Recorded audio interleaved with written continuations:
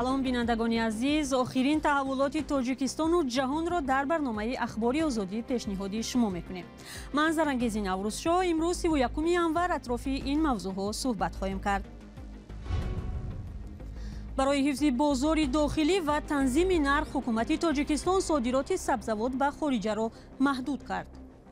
дар ҳамин моҳи декабр кай вақте ки содирот кардем мо ба минтақаи Афғонистон ҳамин таъсири ҳамин якбора ба нарху наво ҳам худаш расид. муҳаққиқони созмони байналмилалии Transparency International мегӯянд дар Тоҷикистон фасод ба як одат ё расм табдил ёфтааст. ва сокинони Кобул хонаҳоро бо партовҳои пластикӣ гарм мекунанд. дар ин кишвар тақрибан 160 нафар аз сардӣ вафот кард. ما همین سال باور که زغال خریدن نتونستیم. صبح که نماز میخوانیم میریم همینجا یک ذره ساختگی چم کنیم. аммо барномаро бо хабари бозгардонии лимити барқ шурӯъ мекунем. ширкати барқи тоҷик эълон кард ки аз 1 феврал дар саросари кишвар маҳдудияти барқ ҷорӣ карда мешавад. ин дар ҳолест ки мардум 2 ҳафта боз аз камбуди гармиву рӯшноӣ шикоят доранд. масъулони барқи тоҷик рӯзи 31 январ дар эъломияе гуфтанд тасмим ба афзоиши талабот ба барқ ва сарфи зиёди оби обанборҳо рабт дорад. ба гуфтаи масъулини ширкат дар моҳи январ ҳаҷми хароҷоти об аз обанбори нирӯгоҳи норак зиёд шуд. дар эъломия вазъи пешомада ташвишовар арзёбӣ шудааст. иттилое ки санҷидану тасдиқаш тавассути манобеи мустақил имконпазир нест. вазири энергетикаи Тоҷикистон дирӯз гуфт соли гузашта дар кишвар барқи зиёд истеҳсол шудааст. ҳамчунин кишвар барои содироти барқ ба Афғонистон созишномаи нав имзо кард. дар зимн ин шабу рӯз паёмҳои хаттӣ ва наворҳое ки дар бораи азоби бебарқӣ ба дасти озодӣ мерасанд беҳисобанд. корбарон аз минтақаи Кулоб то Суғд назди дурбини телефон аз он шикоят мекунанд ки дар хонаҳои сарду торик зиндагӣ сахттар шудааст. маҳмудҷон раҳматзода аз бебарқӣ дар Фархор гузориш медиҳад. то соати 21 бисёре аз деҳоти Тоҷикистон чунин рӯшноӣ доранд. баъд аз ин соат мардум аз нури чароғи мошинҳо ҳам маҳрум мешаванд. инҷо маҳаллаи тираву тори шаҳраке дар Фархор аст ки нерӯи барқашро қатъ кардаанд. мақомот мегӯянд дастури маҳдудияти интиқоли барқ аз болост. масъалаи маҳдудият гуфтен ҳақиқатан маҳдудият аз ин минтақа вобастагӣ надорад, чунки вақти нерӯгоҳ истеҳсол мекунанд барои як истеҳсол 1 киловатсоат худтун медонед чанд қадар маблағ чӣ мешавад сарф мешавад.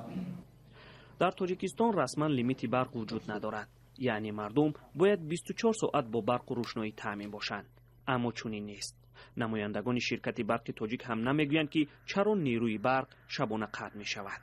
дар идораҳои дигар мегӯянд мушкилӣ чун ҳамеша мавсимист. якбора баъди ваъдаҳо ки мо ба ҳамин масъала гузаштем, барои ҳамин ман намедонам то кадом вақт ина ҳукум об ҳаво хубтар кардааст. мусоидии об ҳаво ҳам ёрдам метавад ки приток ё ки оби ҷорӣ шудани барқ об нерӯгоҳ зиёдтар мешавад ва ман боварӣ дорам ки як моҳи сармо мондагӣ мардум ҳаракат мекунанд ки мардума пурра бо барқ расанд. ҳоло маълум нест кай боду ҳаво мусоид мешаваду мардум муназзам нерӯи барқ мегиранд. ин яке аз зеристгоҳҳои барқӣ дар Фархор аст ки баъди соати 21 сукут мекунад. мисли сукути барқи тоҷик ки намегӯяд ки дар ниҳоят кай мардум дар Тоҷикистон шабонарӯз бо нерӯи барқ таъмин мешаванд. маҳмудҷон раҳматзода, озодӣ, Кулоб. гузориши ҳамкори мо аз минтақаи Хатлонро дидед. дар маҳалли шумо вазъ чӣ тавр аст? ин рӯзҳои фасли сарморо чӣ гуна пушти сар мекунед? ба радиои озодӣ нависед.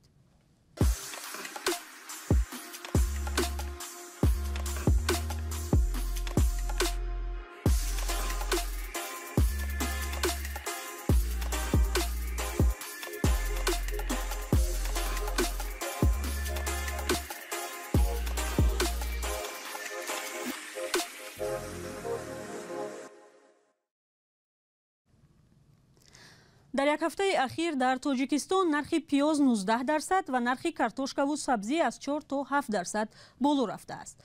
با توجه به آنکه سردی‌های اخیر بعضی از محصولات کشاورزی را ویران کرده است، ایده از دهقانان میگویند احتمال نرخ محصولات باز بالاتر رود. به اطلاع مقامات، سرمای کم سابقه به بیش از 10% ذخیره ها ضرر رسانیده است. مسئولین کشور گفتند صادرات پیاز و کارتوشکا و سبزی را به خارج منع می‌کنند. گزارشی برات یوسفی و علیشیر ظریفی در این باره است. حکومت تاجیکستان به نهادهای قدرتی کشور دستور داده است که تا معتدل شدن وضع بازار صادرات پیاز، کارتوشکا و سبزی را قطعاً منع کنند. وزیر کشاورزی تاجیکستان در نشست خبری نهاد زیر رهبریش دلیل منع صادرات این محصولات کشاورزی را بالا رفتن قیمت برخی محصولات کشاورزی و تامین ساکنان با محصولات کشاورزی عنوان کرد.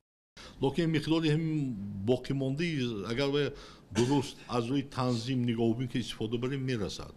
چون قیمت پیاز در یک تاجیکستان در تمام دولت‌های منطقه آسیای مرکزی و هم در قزاقستان و هم در ازبکستان و تا حتی در پاکستان و در افغانستان هم چون قیمتی هست، چون که در همین ماه دکبر که وقتی که صادرات کردیم ما به منطقه افغانستان همین تاثیر همین یک بار به نرخ و نوا هم خودش رسید. وزیر کشاورزی گفت سردی‌های اخیر به 10-12% ذخیره‌های محصولات کشاورزی ضرر رسانیده است. با گفته او در سال 2022 نسبت به یک سال پیش بیشتر از 2500 گکتار کمتر پیاز کشت شده بود. نزدیک 7000 گکتار میدان کشت پیازی که در ماه سپتامبر و اکتبر کشت شده بود نه آنقدر ضرر دیده است. چون که در سپتامبر کشت شدگی پیاز علاقه 7-8 تا 9 برگ پیدا کرده بود. ما در ماه نوامبر 1212 گکتار میدان کشت پیاز در جمهوری گذراندگی. اساس این بود در ولایت خطلان است، نزدیک 960 گکتار. همین در ماه نوامبر کردگی حاضر در وقت گرم شدن هوا خودش را نشان می‌دهد.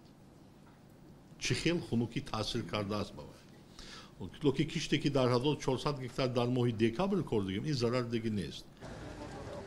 بر اضافه در سال گذشته نقشه دورنمای جمع‌آوری حاصل پیاز که بیشتر از 700,000 تن مقرر شده بود اجرا نگردیده است. حالا قیمت 1 کیلوگرم پیاز تا 9 سومانی، کارتوشکا 5 سومانی، سبزی از 4 تا 6 سومانی بالا رفته است. برنامه را با گزارش‌های دیگر ادامه می‌دهیم. محققان سازمان شفافیت بین‌الملل یا ترانسپرنسی اینترنشنال میگویند در تاجیکستان فساد به یک عادت یا رسم تبدیل شده است. در گزارش نوی این سازمان، تاجیکستان در میان کشورهای قرار گرفت که در آن فساد و کروپسیا دامن پهن کرده و تقریباً به همه ساحه‌ها اثر کرده است. درباره خلاصه‌های این سازمان همکارم کیومر سیاتو گزارش می‌دهد. محققان سازمان شفافیت بین الملل یا ترانسپرنسی اینترنشنال میگویند که فساد یا کروپسیا در تاجیکستان رسم شده است. این سازمان در یک رده‌بندی که هر سال در میان کشورهای جهان برپا میکند از 100 خال یا معیار آزاد بودن کشور از فساد به تاجیکستان 24 خال داده است. این همه چی معنا دارد و خلاصه های شفافیت بین الملل بر پایه چه اساس یافته است؟ پاسخ این سوال را از آلتینای میرزابکووا مشاور منطقه‌ای ترانسپرنسی اینترنشنال پرسیدیم. اگر به شاخص فساد در تاجیکستان نگاه کنیم می‌بینیم که در این کشور متاسفانه هیچ پیشرفتی مشاهده نمی‌شود. نشاندادهای تاجیکستان از نظر فسادزدگی بدتر شدند. امسال 24 خال دارد و این یک خال کمتر در قیاس با سال گذشته است. 24 خال در شاخص فساد خیلی نشاندادی پست است و بیانگر آن است که کروپسیا خصوصیت عمیق و نهادی کسب کرده است. این بیانگر تقویت خودکامگی در کشور در سالهای آخر است. یک شرط مهم دیگر به باور آلتینای میرزابکووا جلب خبرنگاران و فعالان در افشای حالتهای کروپسیونی و پیشگیری از محدود شدن آزادی بیان می باشد. حکومت حمله به ژورنالیستان و فعالان را ادامه می دهد. یعنی برای ژورنالیستان مستقل و فعالان شرایط نیست که ضد کروپسیا مبارزه برند یا کاری بیشتری دیگری انجام دهند. سوال دیگری ما از آلتینای میرزابکووا این بود که آیا شفافیت بین الملل به حکومت تاجیکستان مشورت‌هایی برای مبارزه با فساد مالی دارد؟ بسیار مهم است که در کشور نظام تقسیم قدرت در بین شاخه‌های حکومت رعایت شود. حکومت باید به شهروندانش سری وقت گزارش دهد که پولهای دولت به کدام هدف‌ها صرف شدند تا که шаффофияти хароҷоти буҷа таъмин шавад. инчунин дар сатҳҳои мухталифи қудрат бояд бархурди манфиатҳо ошкор шавад ва барои пешгирӣ аз бархурди манфиатҳо механизми муайян вуҷуд дошта бошад. инчунин хеле муҳим аст ки ҳукумат ба кори журналистону фаъолони мустақил дар мубориза бо коррупсия монеъ нашаваду онҳоро ба ин кор ҷалб кунад ва озодии баёнро таъмин намояд. Государство не мешало работе журналистов. радиои озодӣ барои гирифтани шарҳи мақомот ба оҷонси зидди коррупсияи тоҷикистон муроҷиат кард, вале то замони нашри гузориш посухи ин ниҳод дастрас нашуд. мақомоти тоҷикистон дар гузашта вуҷуди фасоди молиро дар кишвар рад накарда, вале тасвири созмонҳои байналмилалиро воҳима номиданд. оҷонсии зидди фасод ҳамвора барои дастгир накардани мансабдорони баландпоя дар пайванд ба ҳолатҳои ришватситонӣ танқид мешавад. ин ниҳод бештар дар бораи боздошти омӯзгорону пизишкон ва кормандони зинаҳои поини вазорату кумитаҳои давлатӣ гузориш медиҳад. ҳоло меравем ба Кобул. бар асари сардиҳои моҳи январ дар Афғонистон камаш 160 кас ба ҳалокат расид. сокинони Кобул мегӯянд дар шароити сармои камсобиқа қудрати гарм кардани хонаҳояшонро надоранд. созмонҳои байналмилалӣ исрор меварзанд ки дар ин вазъи ногувор толибон бояд ба кори занон дар созмонҳои хайрия иҷоза диҳанд. ҳамкорамон Шаҳлои Гулхоҷа дар ин бора тафсилоти бештар дорад. дар ҳавои сарди Кобул ин кӯдакон партобҳои пластикиро барои гарм кардани хонаҳояшон ҷамъ мекунанд. яке аз онҳо Муҳаммад аст. چی غریبی است علمای پلاستیکا را جمع میکنم میبرم در خانه چی سوخت نرم زمستان هوا سرد بسیار زیاد. аксари ҳамсӯҳбатҳои хабарнигори Reuters дар Кобул мегӯянд барои харидани ҳезум ва маводи сӯхт пул надоранд.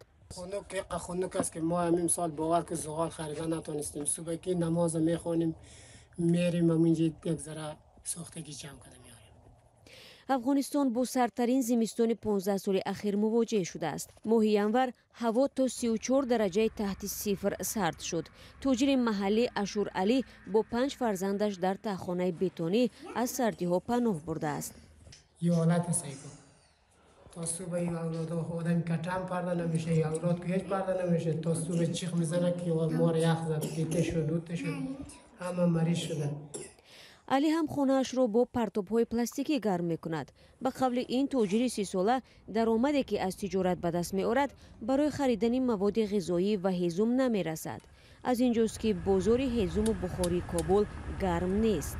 мардум ҳар сол 50% дар зимистон чӣ дошт, мушкилот дошт. имсол беҳтар 50% дигам 100% мардум чӯби сӯхту худо надора, пайси азира надора ки беҳтар як бухорӣ бихара ё чарӣ бихара. бисёриҳо бо тамошои бозори ҳезум кифоят карда бо дасти холӣ ба хонаҳояшон бармегарданд. зимистон ба зимистонои қаблӣ бисёр яхиш зиёда. мардум ҳам иқтисод надоре ки зуғол бехӯра ё чӯб бехӯра ё чарӣ бехӯра. дига мушкилоти мардум зиёда. яхӣ ҳам ки имсол зиёдтар аз ҳар сол аст. дар ҳамин вазъият якида созмонҳои ғайридавлатӣ фаъолият дар Афғонистонро мутаваққиф карданд, зеро маъмурияти толибон кори занон дар муассисаҳои ғайридавлатиро манъ намуд. созмони милали муттаҳид аз толибон дархост кард ба кори занон мухолифат накунанд то иҷрои чандин барномаи мутаваққифшуда аз сар гирифта шавад. ва як хабар, дастаи мунтахаби миллии занонаи футзали Тоҷикистон бо раҳбарии сармураббӣ Мустафо Афшорӣ дар дуввумин мусобиқаи қаҳрамонии созмони футболи Осиёи марказӣ бо медалҳои биринҷӣ сарфароз гардид. мусобиқа рӯзҳои 27-30 январ дар Тошканд баргузор шуд. ба иттилои Федератсияи футболи Тоҷикистон дар дуввумин мусобиқаи қаҳрамонии КАФА 2023 оид ба футзал 4 тими миллии занонаи Тоҷикистон, Эрон, Узбекистон ва Қирғизистон ширкат карданд.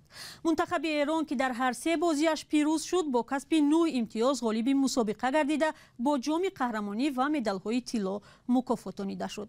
медалҳои нуқра насиби дастаи Узбекистон гардид. дастаи Тоҷикистон дар ду бозӣ аз тимҳои Узбекистон бо ҳисоби 1-7 ва Эрон бо ҳисоби 0-16 шикаст хӯрда, бар мунтахаби Қирғизистон бо ҳисоби 4-2 пирӯз шуд.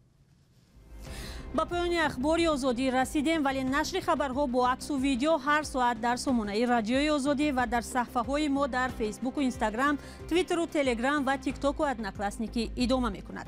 агар худи шумо ҳам шоҳиди хабару ҳодисае шудед, ба рақамҳои мо нависед. худо нигаҳдоратон.